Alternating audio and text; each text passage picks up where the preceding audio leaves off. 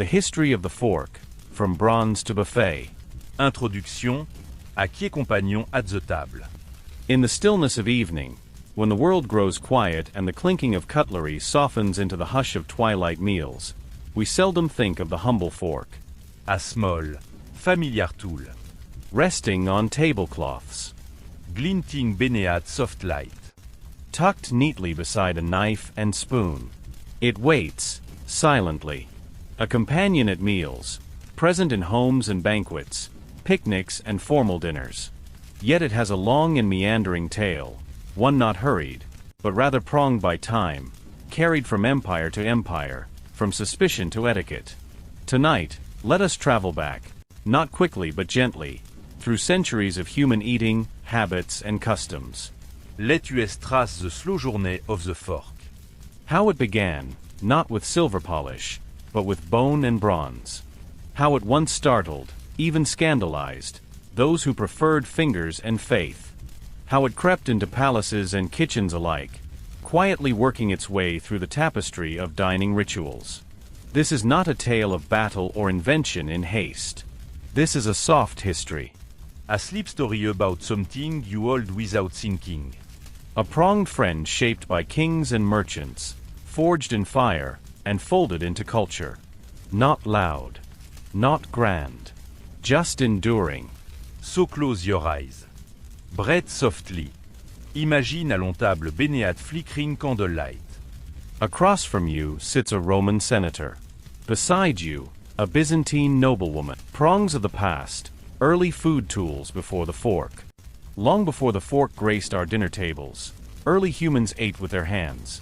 Tools of instinct, warmed by fire, cooled by river water, guided by the feel of bark, bone, and stone. There were no dining sets or utensils in prehistoric shelters. Meals were more about survival than ceremony.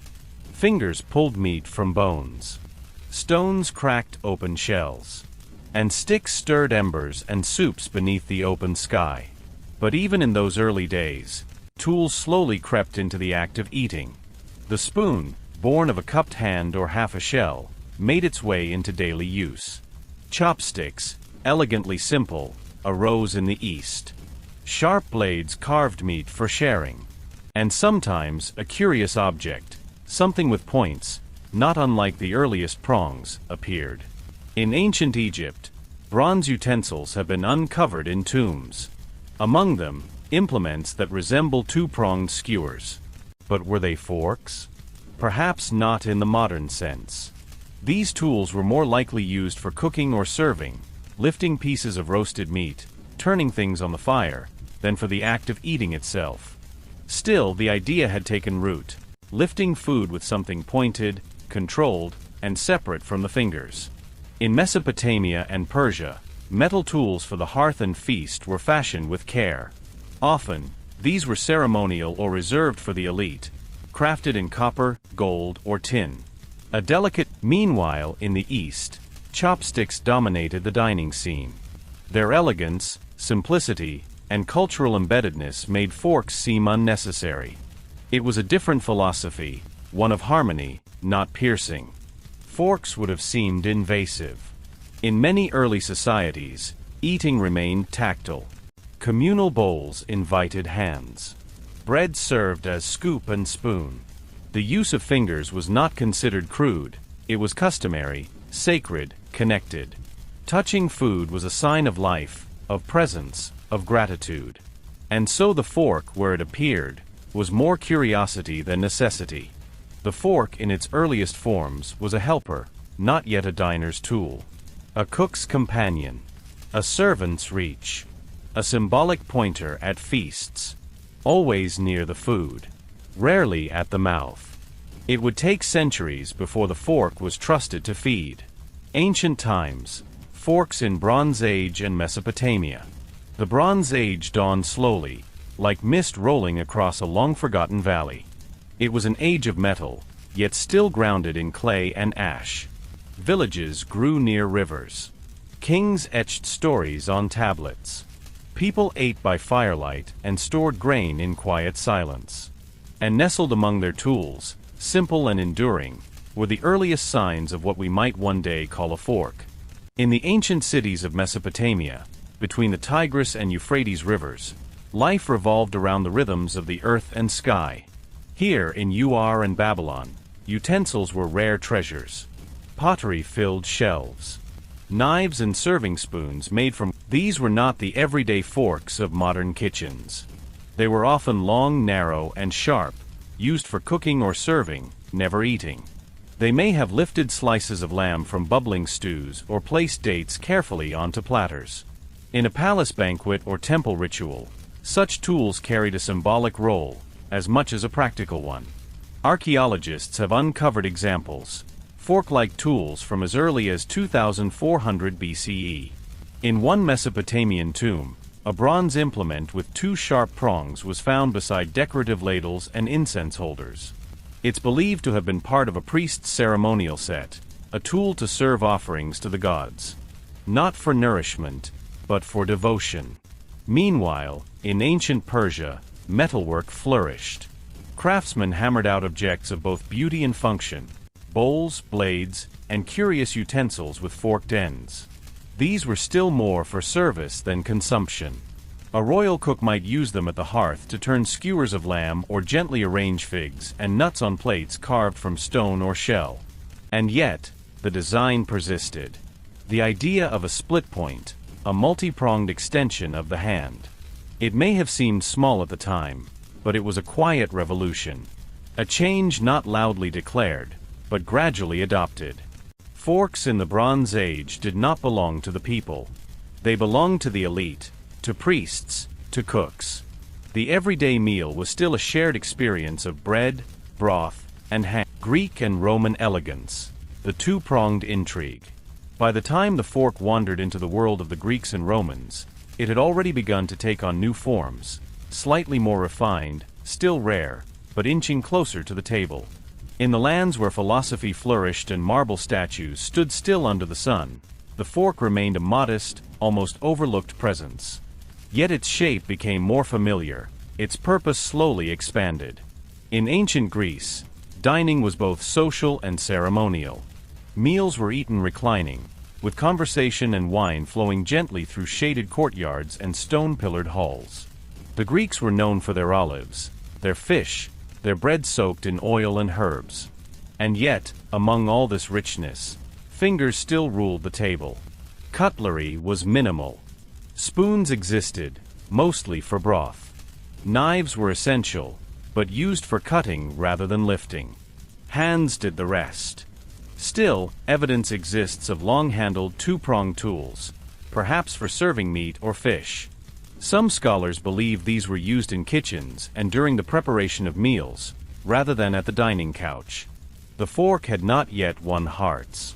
And then came the Romans. In the grand feasts of Rome, where couches encircled mosaic floors and dishes were served in long procession, utensils began to show subtle shifts. Roman cooks, known for their ingenuity, used multi-pronged instruments for cooking, turning, and serving.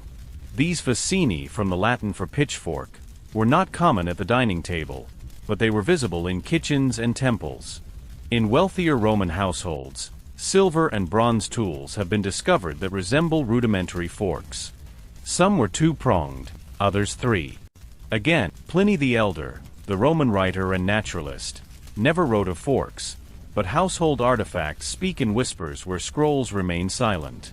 In Pompeii, a city frozen in ash, archaeologists uncovered objects with two narrow prongs, polished and curved slightly inward, lying beside ladles and knives in what would have been a well-to-do kitchen. Still, these forks were rare. Most Romans, like the Greeks, preferred their fingers. Bread acted as a scoop. Spoons lifted liquids. Forks, when they did appear, did not yet belong to the average diner. They were specialty tools. Helpers. Observers. But through the vast spread of the Roman Empire, from Gaul to Egypt, these tools traveled quietly. And as the empire crumbled, fragments of Roman dining customs would seed themselves in new lands. The fork waited patiently, tucked in among ruins and rituals. Its shape unchanged, its use still misunderstood. Forks in Byzantium, luxury and suspicion. As the Western Roman Empire faded into dust, its eastern half endured. In Byzantium, later known as Constantinople, the fork found a new foothold, gleaming faintly beside the golden glow of mosaics and the incense-heavy air of candlelit halls. Here, in the capital of the Byzantine Empire, where Greek tradition met Roman legacy and Eastern opulence, the fork took a delicate step closer to the table. Not for the masses. Not yet for the meal itself. But in the courts of emperors and the homes of the wealthy elite, it began to glimmer with subtle importance. The Byzantine fork was slender and elegant, often made of silver or gold, with two long, slightly curved prongs. It was used not in the kitchen, but at the dining table, by those who saw it as one of the most famous early references comes from the wedding of the Byzantine princess Maria Argyropoulina, niece of the Emperor Basil II, who married the Venetian nobleman Giovanni Orseolo around the year 1004. At the Venetian court, Maria caused quite a stir, not by her clothing or language, but by her use of a fork at meals. She used a small ornate fork made of gold, preferring not to touch food with her fingers. To the Venetians, this was scandalous. One church leader wrote of her disdain for eating with her hands, calling it vanity. Her fork, he claimed, was an insult to God's gift of fingers. When Maria died young, some said it was divine punishment for her luxurious habits, including the fork. And so the fork in Byzantium became a symbol of wealth and suspicion. To those within the empire, it was a mark of cultured elegance. But to outsiders, it seemed excessive, unnatural. Forks were not just tools. They were statements. Signs of class, wealth, and distance from the common ways of eating. Still, among the nobles of Constantinople, forks were slowly embraced. Their curved tines were seen as graceful. Their use was refined, almost ceremonial. They did not pierce food with violence, but lifted it gently, keeping hands clean and silks unstained. And as the empire traded with the West, especially with Venice, these strange little tools began to travel. Quietly, carefully, suspiciously. The fork would meet resistance, but it had now sat at the table. It would not be going away. The medieval table, fingers, spoons, and the devil's tool. The Middle Ages arrived not with fanfare, but with quiet changes, castles of stone, monasteries nestled in forests, and long wooden tables lit by flickering firelight. In medieval households, from noble halls to peasant huts, eating was a tactile social experience. Bread served as plate and tool. Hands, washed in basins before meals, were expected to handle food with practiced care. Spoons, often carved from wood or horn, were used for soups and stews. Knives were personal and carried on one's belt, used to cut meat or share a portion with a guest. But forks? Forks were strange, foreign, and to some, unholy. Though tiny examples of two-pronged utensils had traveled west with merchants and diplomats, especially through Venice and other trade cities, they were often seen with suspicion. The church frowned upon them. Using a fork, especially one of gold or silver, seemed indulgent. Even worse, its pronged form reminded some clerics of the devil's pitchfork. What need had man for such an affectation, they wondered, when God had already given him fingers? And so, for centuries, the fork was regarded with deep skepticism. In most of Europe, it remained a curiosity, tucked away in the belongings of travelers or the vanity drawers of the wealthy. It had not yet entered the lives of the many. Meals were communal. Large platters were shared. People reached with their hands, tore bread, dipped into sauces. It was not considered impolite. It was the way of the world. Yet, little by little, the fork reappeared. In the courts of Italy, especially Venice and Florence, noblewomen began to use them, not for every bite, but for fruits, candied sweets, or delicate morsels. The utensils were often two-tined, slim, and ornamental, reserved for those with soft silks and softer manners. They were used not because they were needed, but because they were elegant. And still, murmurs spread. Priests warned of vanity. Commoner. By the late medieval period, forks had made small inroads, more in Italy than elsewhere, and rarely beyond the nobility. They had yet to conquer the European table, but their shape was now known. They were no longer strangers. Just misunderstood. Italian acceptance, Renaissance refinement. As the Middle Ages faded and the Renaissance dawned, Italy stirred like a painting touched by sunlight. Cities blossomed with art, music, learning, and conversation. The age of refinement had arrived, and with it came an appreciation for grace, manners, and the gentle rituals of dining. It was here, in this cradle of rebirth, that the fork finally found a proper seat at the table. Italy was different. In places like Florence, Venice, and Milan, the fork became more than a tool. It became a symbol. A whisper of elegance. A marqueur of noble taste. Here, among frescoed ceilings and finely woven tapestries, a quiet revolution took place, one not of war or invention but of eating. Italian nobles and aristocrats had already seen the fork in use, thanks to trade with Byzantium. Gold and silver forks, delicately engraved, had traveled with merchants and brides. These were not the heavy tools of the kitchen, but graceful instruments, designed for dainty foods, glazed fruits, and soft meats cooked in sauces. The fork began to serve a social purpose. It was clean. It was polite. It kept hands tidy, sleeves unstained, and allowed one to eat without bending too low to the plate. For those dressed in silks and brocades, this was not just a convenience, it was necessary. Catherine de' Medici, an Italian noblewoman from Florence, is often credited, rightly or wrongly, with helping spread fork use when she married Henry II of France in the 16th century. She brought with her not only Italian cuisine and customs, but also, in wealthy Italian homes, entire dining sets were crafted that included spoons, knives, and forks. These forks typically had 2 tines, sometimes 3, and were slender, curved slightly inward to lift food without tearing it. Craftsmen etched them with floral patterns or family crests. They were tucked into velvet cases and displayed as signs of civility. Meanwhile, in the rest of Europe, forks were still met with doubt or mild amusement. But in Italy, they had become an art. They were used not at every meal, but at the right ones, banquets, weddings, or any occasion where elegance mattered more than ease. The fork no longer hovered at the edge of the table. It had moved inward, gracefully, quietly, and it stayed. France and forks, royal banquets and manners. The journey of the fork continued, ever so slowly, across the Alps and into the refined salons and stone castles of France. But though it had found affection in Italy, France met it with curiosity, then hesitation, and only much later, acceptance. In the early 16th century, the French still preferred to eat with their fingers. Even nobles at court would elegantly lift morsels with thumb and forefinger, taking pride in the controlled, delicate manner of the gesture. Bread served as both tool and napkin, and knives were the primary utensil on the table.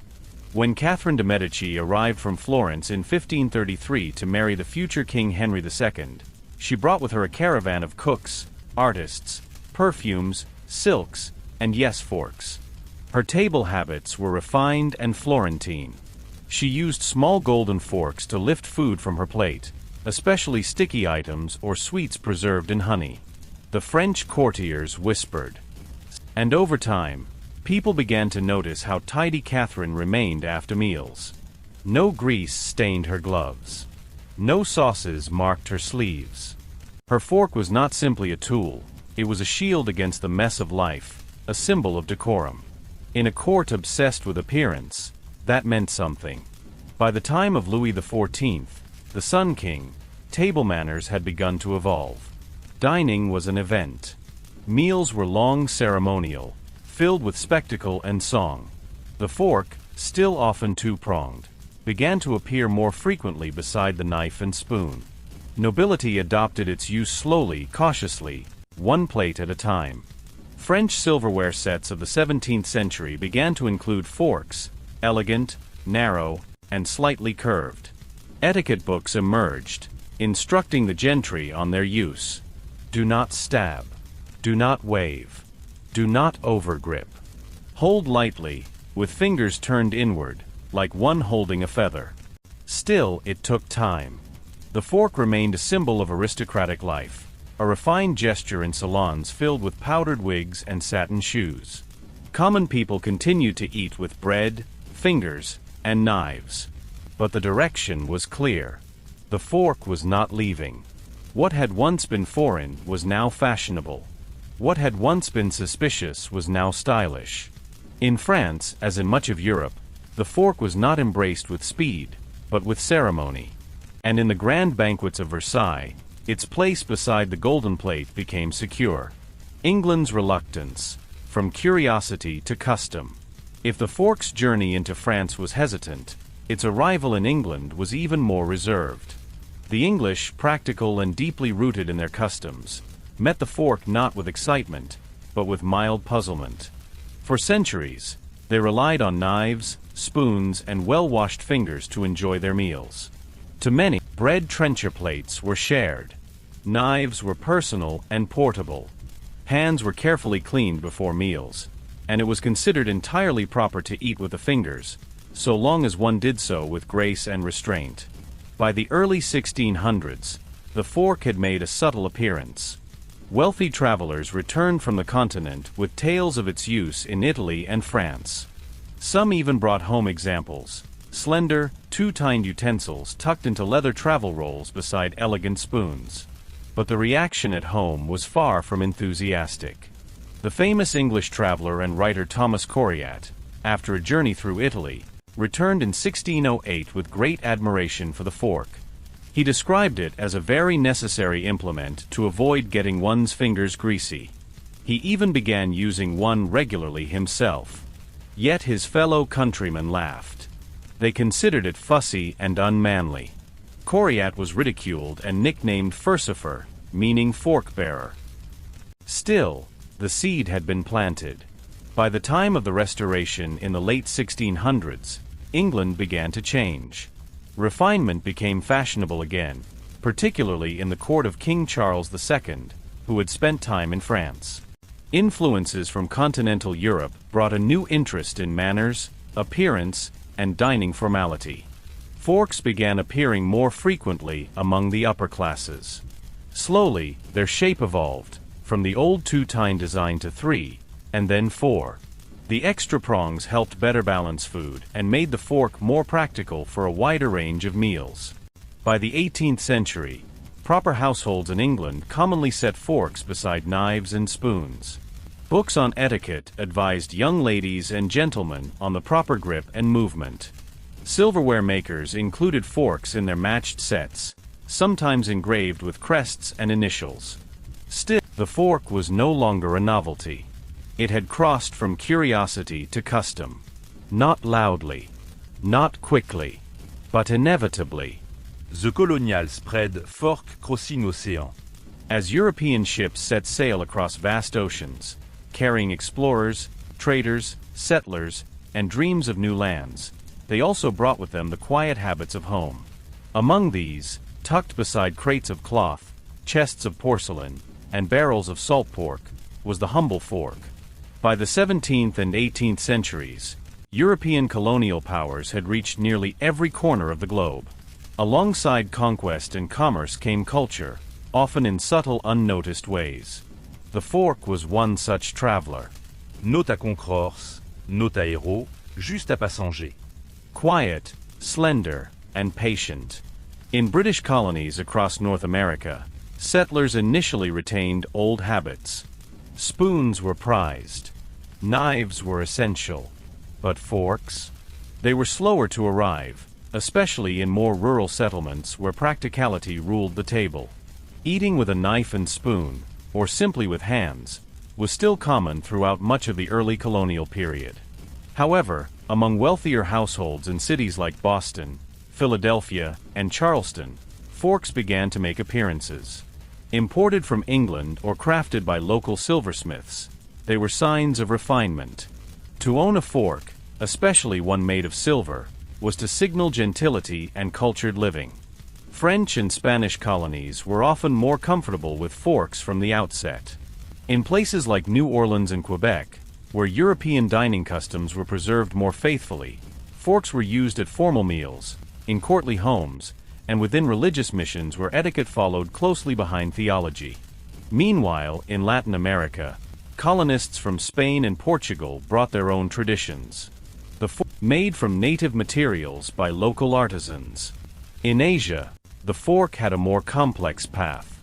Where European colonies took root, such as in parts of India, Indonesia, and Southeast Asia, forks were introduced through colonial governance, trade, and missionary schools.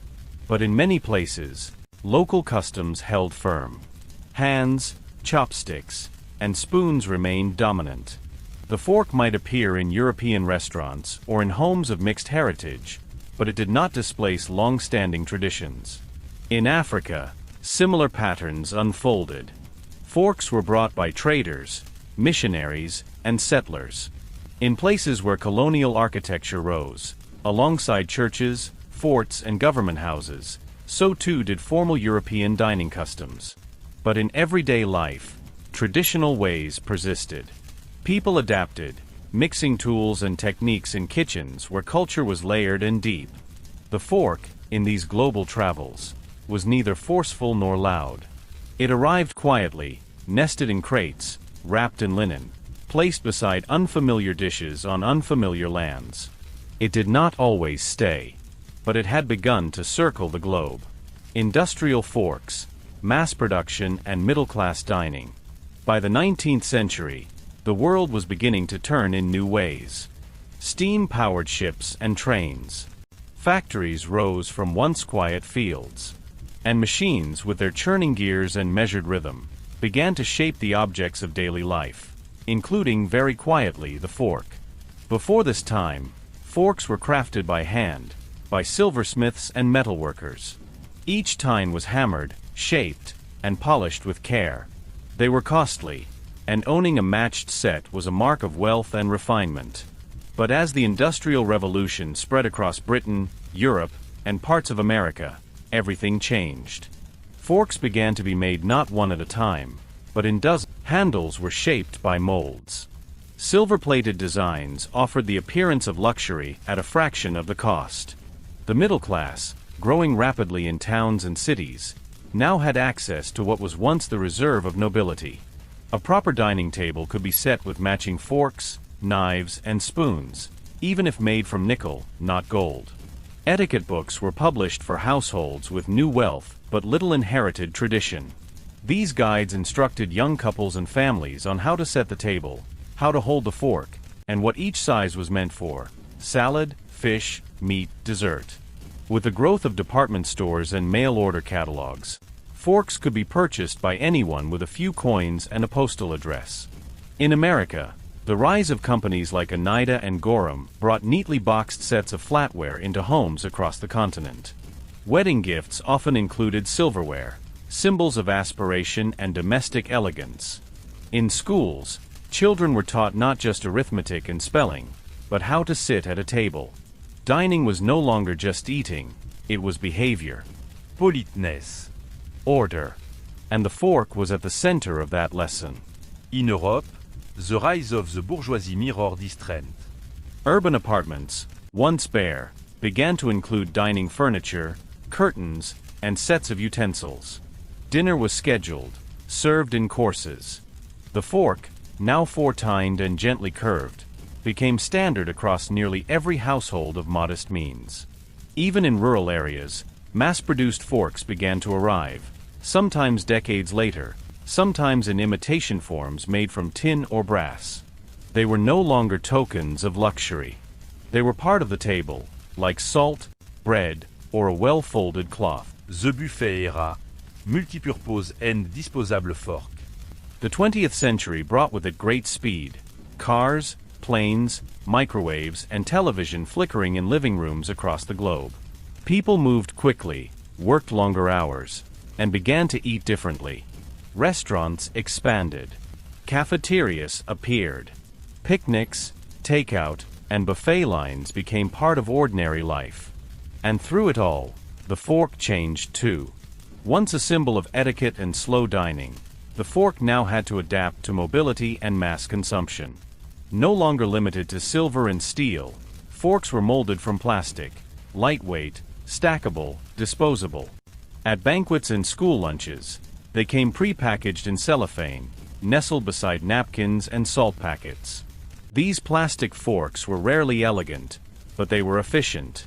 They could be tossed after a single use, eliminating the need for washing. Factories began churning them out in enormous numbers, often in white or black, sometimes in colors for holidays or branding. Fast food chains embraced them. So did airlines, hospitals, and convenience stores. At the same time, the buffet rose in popularity. From Las Vegas casinos to hotel breakfast counters, the buffet offered abundance, choice, and flexibility. And the fork, durable, familiar, was the tool of the buffet goer. People used it not for courses, but for whatever they wished. A fork might lift a deviled egg, some rice, a bit of meat, and a cube of cake, all in the same plateful. No longer bound by etiquette rules, the fork became the universal utensil. Some forks were even designed to serve more than one purpose. The spork emerged, a spoon and fork hybrid. The form of the fork flattened, softened, or shrunk to suit new needs. It appeared in vending machines, airplane cabins, theme parks, and prisons. Always there. Always ready. Disposable, perhaps, but consistent. Yet amid all this practicality, some mourned a quiet loss. The ritual of setting a table. The weight of silver. The clink of flatware against porcelain. These too were part of the fork's history, now replaced by waxed paper and plastic trays. Still, the fork endured. Whether plated in gold or cast in polypropylene, it continued to serve. Silently, dependably, it had become more than a tool. It was a presence, adaptable, quiet, and constant. A gentle reflection, why the fork still matters. The fork is not loud. It does not dazzle or boast.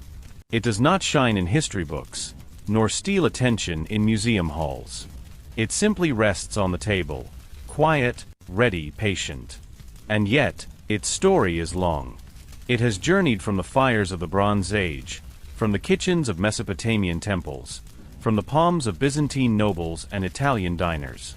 It has survived suspicion, disdain, and ridicule. It has passed through royal courts, crossed oceans, and nestled in lunchboxes and buffet bins. It has been carved from wood, hammered in silver, pressed in plastic. Held by emperors, monks, peasants, astronauts, children.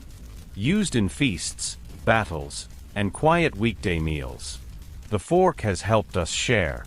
It has lifted food from plate to mouth, cleanly, politely, delicately. It has replaced fingers when culture required it. It has divided and gathered, speared and steadied. It has evolved. 3 times. It has made its way into etiquette, art, humor, and even politics. Yet it asks for little in return. A drawer to rest in. A hand to hold it. A meal to serve. In an age of touchscreens and drones, the fork remains the same. Simple. Reliable. Familiar. Der besitzt Kniff and Spoon, steady à ever. And perhaps, that is why it still matters. Because in a world that changes fast, a quiet fork reminds us of continuity. Of calm. Of d'inétables and soft conversation. Of order and care. Of small tools that make daily life gentle. The fork is not just an object. It is a companion.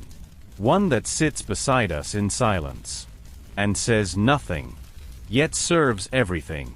Plastic, steel, and sustainability, modern fork variants. As the 20th century gave way to the 21st, the fork continued to evolve, not only in shape and function, but in what it was made of. Materials once reserved for tools, weaponry, or ornamentation now found a place on the dinner table. From polished steel to molded plastic, the fork adapted to the times. Stainless steel remained the standard in most homes. Its durability, shine, and resistance to rust made it ideal for everyday use. Cutlery sets offered balance and weight, their tines aligned and edges smoothed by machines. Restaurants, airlines, and households worldwide stocked drawers with identical reliable forks, ready to endure countless meals and washes. But convenience still beckoned, and plastic refused to be left behind. Cheap, disposable, and moldable into any color or size, plastic forks proliferated. They appeared in cafeterias, fast food bags, picnic baskets, and vending machines. For every elegant steel fork laid on a cloth napkin, 100 plastic forks were wrapped in cellophane, waiting to be used once, then discarded. As plastic use, environmental voices began to speak. Campaigns warned against single-use plastics. Cafes and chains were urged to return to washable options. Bamboo and compostable starch forks began to appear, light, biodegradable, and sometimes a little splintery. Stille, change cam slowly. In some homes, people returned to heirloom silverware. In others, reusable forks made of titanium or silicone were packed into work lunches. Some carried their own flatware kits, complete with cloth roll-ups and collapsible chopsticks. Sustainability became not just an ideal, but a design choice. Meanwhile, innovations continued. Forks were 3D, printed for design exhibitions. Titanium forks went into space kits and mountain climbing packs. In luxury boutiques, gold-plated forks stood behind glass. In student dorms, mismatched thrift store forks mingled in kitchen drawers, each with its own slight bend or faded logo. From the lavish to the disposable, the fork came in many forms, but its purpose remained unchanged.